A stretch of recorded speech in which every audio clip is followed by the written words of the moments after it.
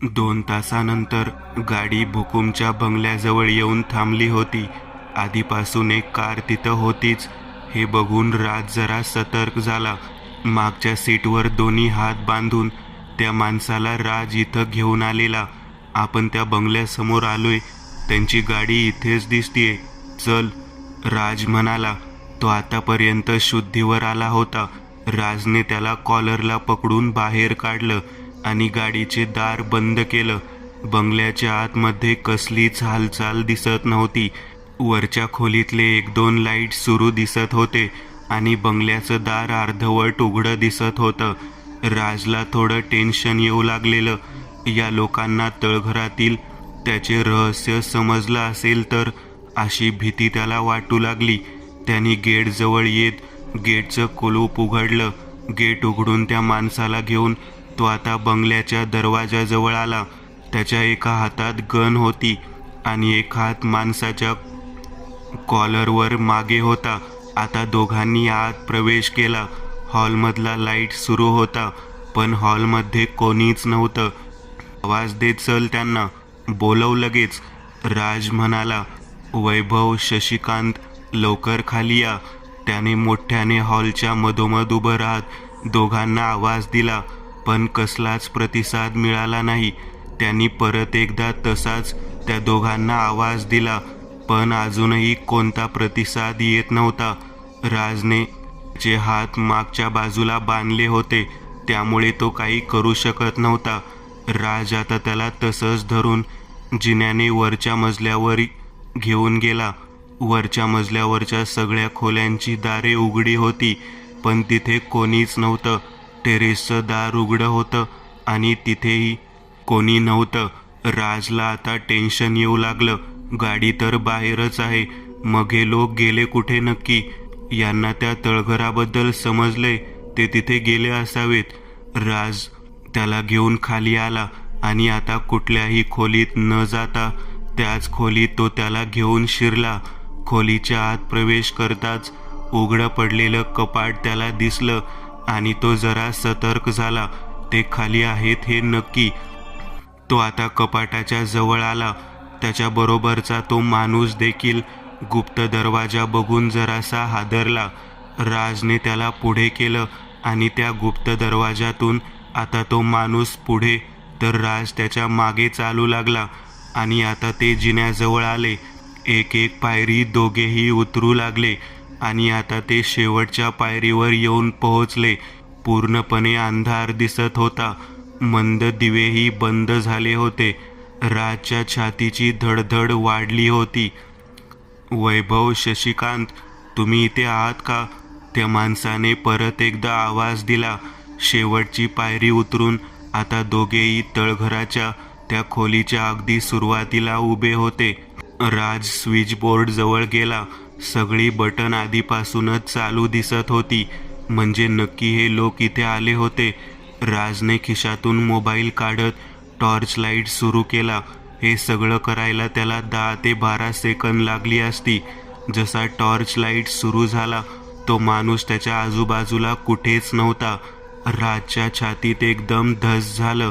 त्याची पावलं लटलट कापू लागली. राज गन घेऊन आता टॉर्चच्या त्या प्रकाशात त्या माणसाला शोधू लागला. त्याला काय करावं ते कळत नव्हतं.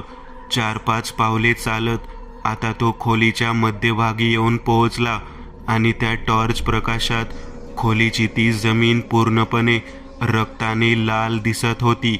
त्याने आता आणखी थोडं पुढे बघितलं आणि त्याच्या पायाखालची जमीन सरकली, कारण त्या खोलीत अक्षरशः रक्तात माखलेल्या काही कपड्यांचे अवशेष जमिनीवर जागोजागी पडलेले दिसत होते, पण कुठलंही प्रेत आतापर्यंत दिसलेलं नव्हतं. टॉर्चच्या प्रकाशात सगळीकडे नजर टाकली. शशिकांत कुठेच नव्हता. त्याच्याबरोबरचा दुसरा माणूस हाही कुठेच नव्हता, पण आर्या देखील कुठे दिसत नव्हती. आणि सगळ्यात विचित्र म्हणजे ती 2 जिवंत झालेली प्रेत देखील कुठेच नव्हती. नक्की कुठे गेले ते सगळे? जमिनीवर रक्त तर आहे, पण मग ती प्रेतं कुठेत? नक्की काय घडलं इथं? आणि माझ्याबरोबरचा तो माणूस, तो एकाएकी कुठे गायब झाला? राजला काही कळत नव्हतं.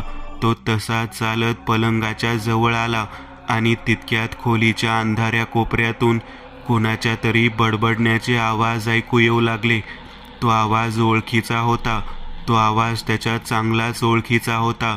आता तो त्या अंधारात कोपऱ्याच्या जवळ सावधपणे पावलं टाकत चालू लागला आणि जसा टॉर्चचा प्रकाश त्या अंधाऱ्या कोपऱ्यात पडला, क्षणभर दचकून तो 2 पावलं मागे सरकला.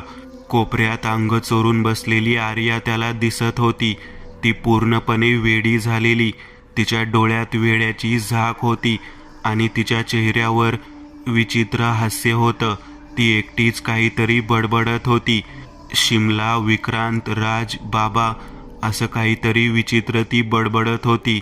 टॉर्चचा प्रकाश तिच्या चेहऱ्यावर पडताच तिने समोर बघितलं आणि राजवर्धनला बघून तिचं डोकं बधीर झालं. ती भीतीने थरथर कापू लागली. एका क्षणाला असं वाटलं की ती आता ओरडेल, चिडेल, पण त्याला बघून ती वेड लागल्यासारखं हसू लागली.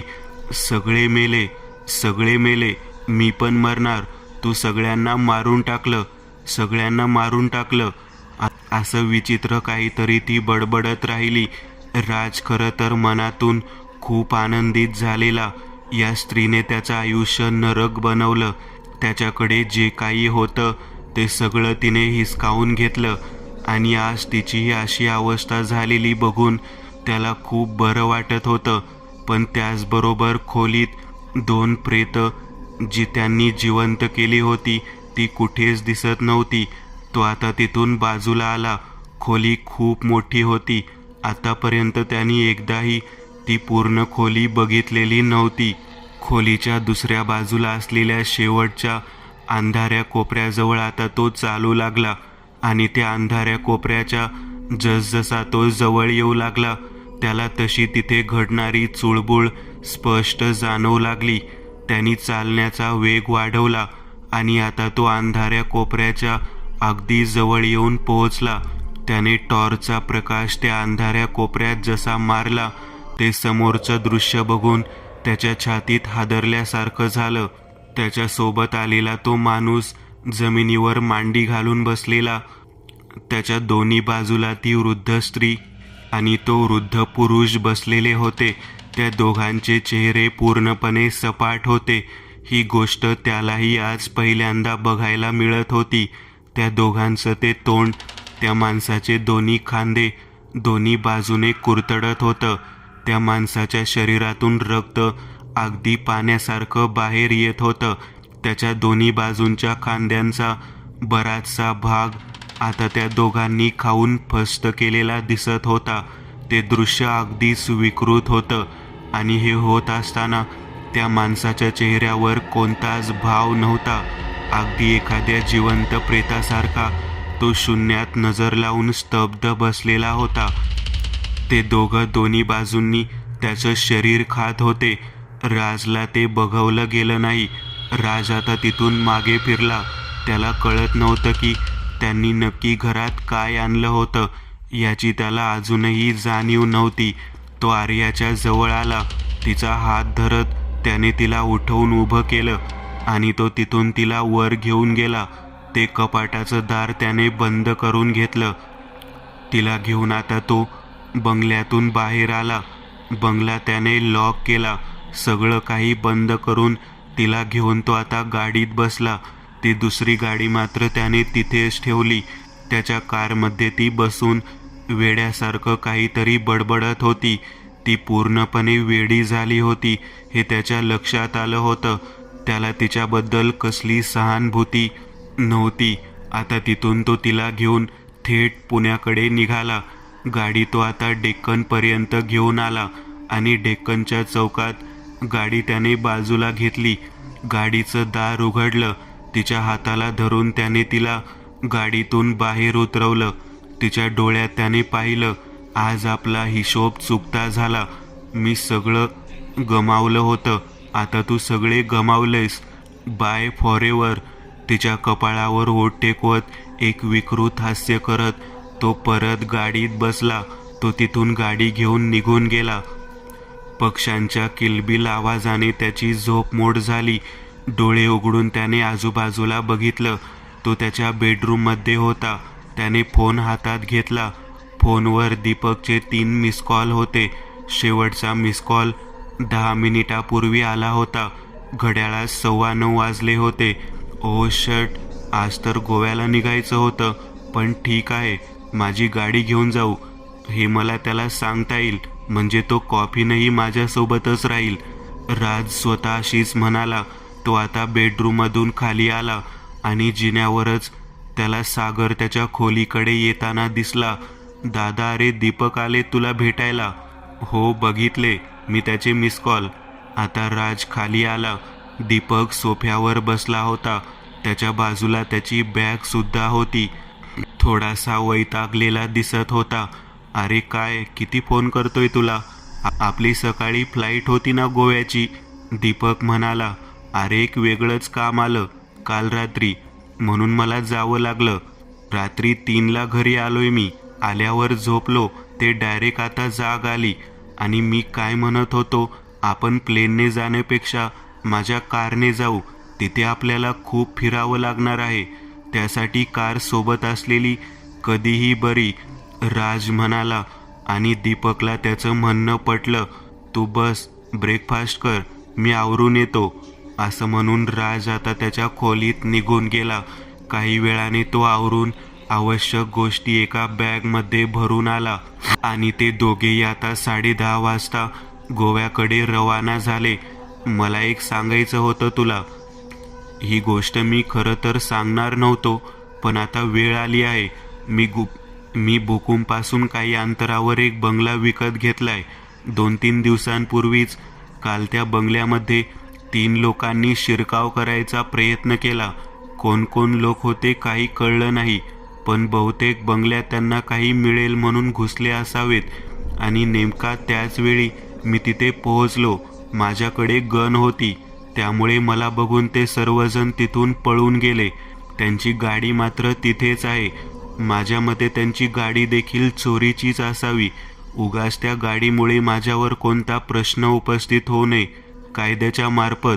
त्यामुळे तू माझ्या कुठल्या तरी माणसाला सांगून ती गाडी डिस्पोज करायला सांग, राज म्हणाला. पण एक बंगला असताना तू दुसरा का विकत घेतलास?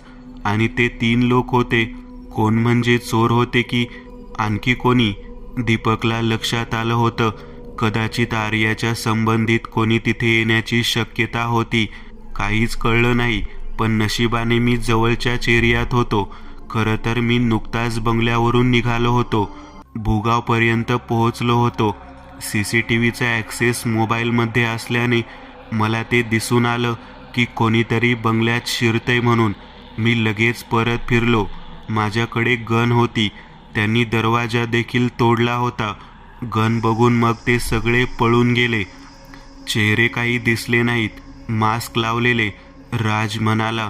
ठीक आहे, तू लोकेशन पाठव, मी माझ्या माणसाला सांगून ती गाडी तिथून डिस्पोज करायला सांगतो, दीपक म्हणाला. तुझी जी 2 माणसं गायब झाली त्यांच्याबद्दल काहीच कळलं नाही अजून? राजने विचारलं. नाही, काहीच समजले नाही. नक्की त्याचं काय झालं तेच समजलं नाही.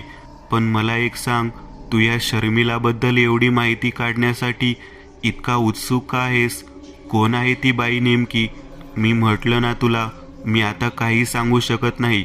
वेळ आली की मी नक्की सांगेन. किंवा कदाचित असंही होईल की वेळ आल्यावर मला काही सांगायची गरजच पडणार नाही. राज कोड्यात बोलत होता. त्यांनी आता विषय बदलला. इकडतिकडच्या गप्पा करत त्यांनी तो प्रवास चालू ठेवला. जवळपास संध्याकाळी 6:30 वाजता ते गोव्यात पोहोचले.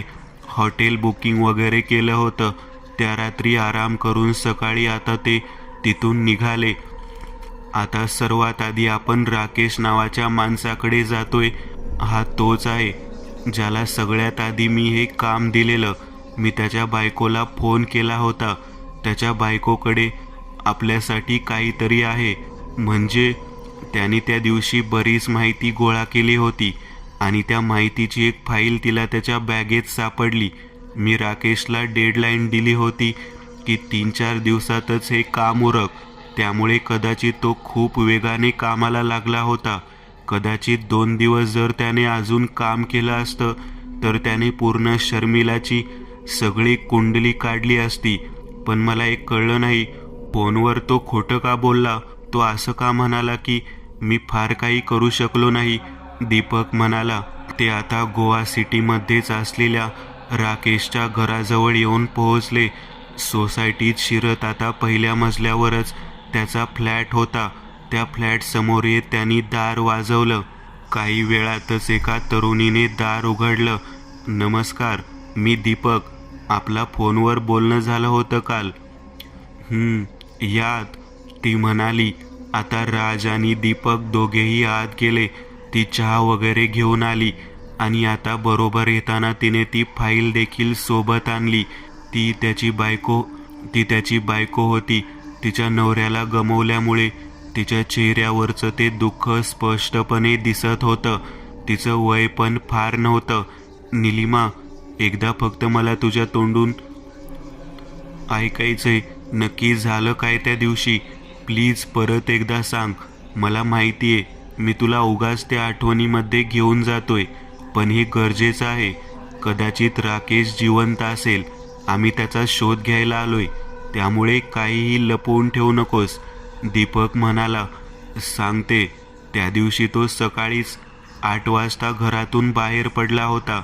मी त्याला विचारलं देखील की कुठे जातोस, तर तेव्हा त्याने मला सांगितलं, काही नाही, एक नवीन असाइनमेंट आली आहे. तो 8 वाजता घरातून गेला आणि दुपारी 12 वाजता जेवायला परत आला. तोपर्यंत सगळं काही व्यवस्थित होतं.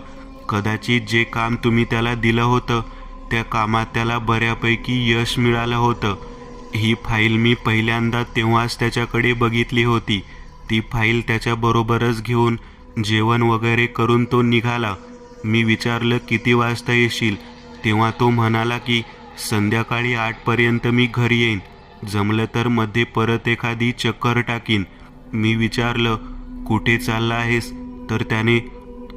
तर त्यावेळी त्याने मला नॉर्थ गोव्याला चाललो आहे असं सांगितलं. दारातून निघताना त्यांनी कोणाला तरी फोन केला होता. फादर आलेत का, हे वाक्य बोलत तो बाहेर निघून गेला. त्यानंतर मग तो डायरेक्ट संध्याकाळी 7:30 वाजता घरी आला. तेव्हाही तो अगदी योग्य परिस्थितीत होता. काहीही टेन्शन नव्हतं. ती फाईल त्याच्याकडेच होती आणि त्या फाईलमधले कागद आता वाढल्यासारखे वाटत होते. म्हणजे त्या दिवसात त्याने बरीच माहिती जमा केली होती. काही वेळ तो त्याच्या खोलीत होता. माझी आई कोल्हापूरला असते. माझं माहेर तिकडचंच आहे. माझा भाऊ दुबईवरून काही दिवसांसाठी इथे आला होता. त्यामुळे आईने मला व्हिडिओ कॉल केलेला. कॉलवर बोलण्यात जवळपास 1 तास गेला असेल. 7:30-8:30 वाजता आमचा कॉल संपला आणि मी जेवणाची तयारी करायला म्हणून किचनकडे आले. सहज मी त्याच्या खोलीत डोकावलो. तो शून्यात नजर लावून बसला होता. त्याला घाम फुटला होता. समोर मोबाईल ठेवलेला आणि तो खूपच घाबरलेला दिसत होता. आणि तितक्यात मी जसा त्याला आवाज दिला तसा तो अजूनच दचकला. काय झालं होतं कोणास ठाऊक. मी त्याला विचारलं सुद्धा की तुझी तब्येत ठीक नाही का. त्यावर तो म्हणाला की नाही, सगळं काही ठीक आहे, तू जेवायला वाढ, मी एक कॉल करून येतो. ते झाल्यानंतर बहुतेक त्याने तुम्हाला फोन केला होता. तुमच्याबरोबरचा फोन माझ्या मते 5 मिनिटच सुरू राहिला. आमचं किचन त्याच्या खोलीच्या बाजूलाच आहे, त्यामुळे तो जे काही बोलत होता मला सगळे ऐकू येत होतं. फोनवर तो तुम्हाला म्हणाला की माझी तब्येत आज ठीक नव्हती, म्हणून मी फार काही करू शकलो नाही. पण मला समजलं नाही तो असा का बोलतोय, कारण त्या फाईलकडे बघून तर हे समजत होतं की त्याने खूप सारं काम केलं होतं आणि सध्या त्याच्याकडे दुसरी कुठली असाइनमेंटच नव्हती. हे पण मला माहिती होतं. त्यामुळे मला काही समजलं नाही, पण मी त्यावर काहीही बोलले नाही. थोड्या वेळाने मी त्याला जेवायला वाढलं. तो जेवणाच्या ताटावर बसला, पण 2 घास खाऊनच त्याला कसं तरी व्हायला लागलं. तो पूर्ण जेवलाही नाही. तसाच हात धुवून परत खोलीत निघून गेला. थोड्या वेळाने मी आत जाऊन बघितलं तर तो दारू पित होता. कधीतरी तो ड्रिंक्स घ्यायचा. थोडीशी दारू घेतल्यानंतर त्याला परत थोडंसं बरं वाटू लागलं. त्यावर तो मला म्हणाला की ही फाईल सांभाळून ठेव, मी काही वेळात बाहेरून जाऊन येतो, एक महत्त्वाचं काम आहे. त्याने अंगावर कपडे चढवले, मोबाईल घेतला, सोबत कॅमेराही होता आणि तो तिथून निघून गेला. त्यानंतर तो परत आलाच नाही. त्याने मला दिलेली फाईल मी कपाटात सुरक्षित ठेवून दिली. या फाईलबद्दल माझ्याही फार लक्षात राहिले नाही. तो बेपत्ता झाला त्या दुःखातच मी इतके दिवस कसे तरी ढकलत होते. पण काल तुमच्याबरोबर फोनवर बोलता बोलता माझ्या लक्षात आलं की त्याने माझ्याकडे ती फाईल दिली होती. प्लीज तुमच्याकडून झालं तर त्याचा शोध नक्की घ्या. मी तर अपेक्षा ठेवत नाही की तो जिवंत असेल, कारण तो जिवंत असता तर तो आतापर्यंत माझ्याजवळ कधीच आला असता. ती म्हणाली, या फाईलमध्ये सर्वात आधी तर तिच्या माहेरचा ॲड्रेस आहे. तो ॲड्रेस गोवा सिटी बाहेरचा दिसतोय. तिचं बालपण त्याच घरात गेलं, तिथं आपण जाऊ शकत नाही. यात आणखी दुसरा पेपर आहे, तिचं स्कूल लिव्हिंग सर्टिफिकेट आहे. तिसरं कॉलेज लिव्हिंग सर्टिफिकेट. यातून ज्या गोष्टी समजल्यात त्या इतक्या की तिचं कॉलेज इथंच आहे, गोवा सिटी परिसरात, आणि तिथूनच काही अंतरावर शाळा आहे. यात तिच्या स्कूल आणि कॉलेजमध्येही राकेश गेला होता त्याच दिवशी. इथे या फाईलमध्ये त्याने नोट्स लिहिल्यात डिटेल्समध्ये. कॉलेज आणि स्कूलमध्ये ती एक खूप शांत मुलगी होती, अभ्यासात ॲव्हरेज होती, जास्त मित्रमैत्रिणी नव्हते, त्यामुळे स्कूल कॉलेजमध्ये तिला फार कोणी ओळखत नव्हतं.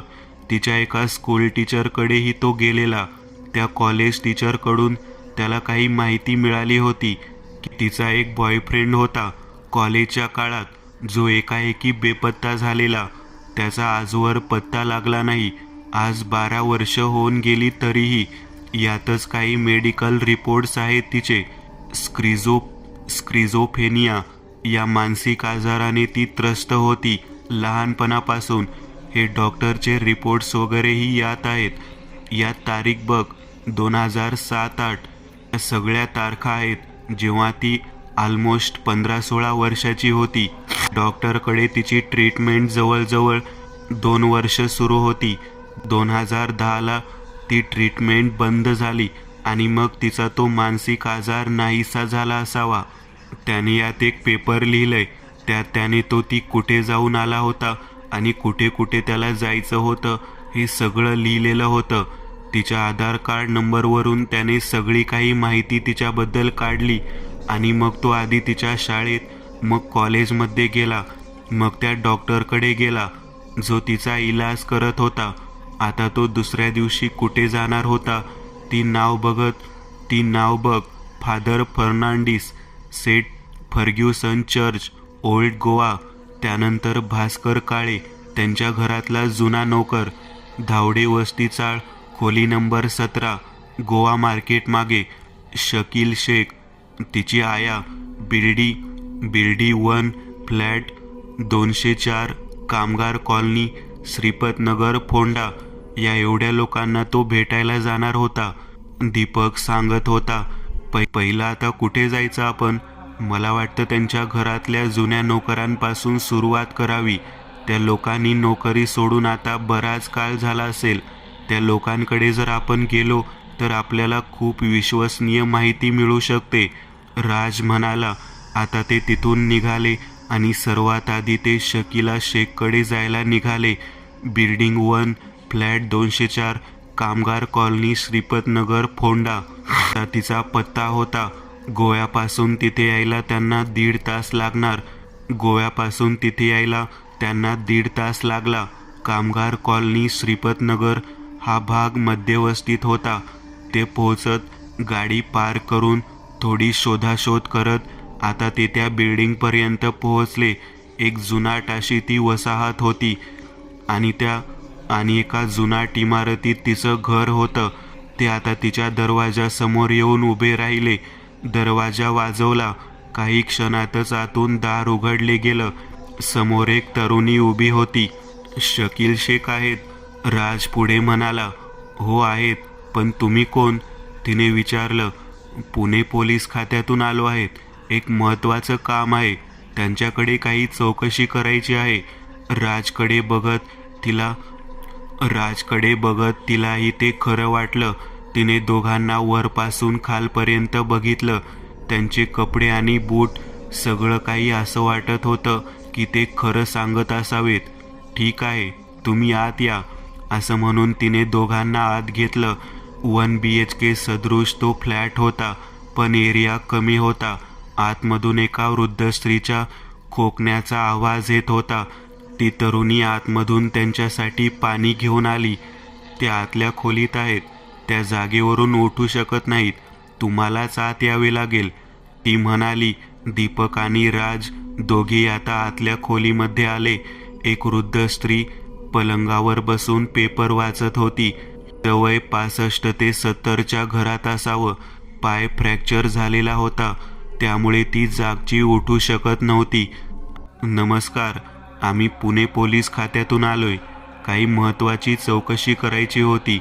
तसं घाबरू नका, एक जनरल चौकशी असेल ही. राजने आता बोलण्यात थोडा मृदूपणा आणत बोलायला सुरुवात केली. बापरे, पुणे पोलीस, नक्की झालंय काय साहेब? तिने विचारलं. अहो, मी तेच म्हटलं तुम्हाला, घाबरू नका.